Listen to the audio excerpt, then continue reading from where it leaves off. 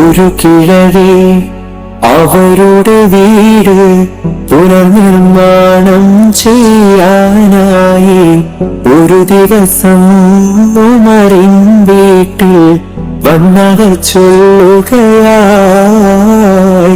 ഒരു കാര്യം ചൊല്ലു പെണ്ണേ, ഉമർ ഖലീഫ താമസമിവിടെ, ഒരു കാര്യം അവരോടോതാൻ തങ്ങളെ വീടെവിടെ.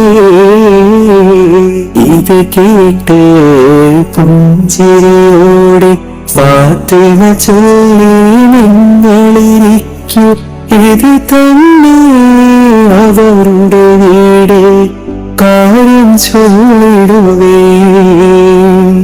ഈ കൂര ഉമർ ഖലീഫ തങ്ങളുടേതോ, സുബ്ഹാനല്ലാഹ്, ഇതുപോലെ വേറൊരു കുടിലില്ല.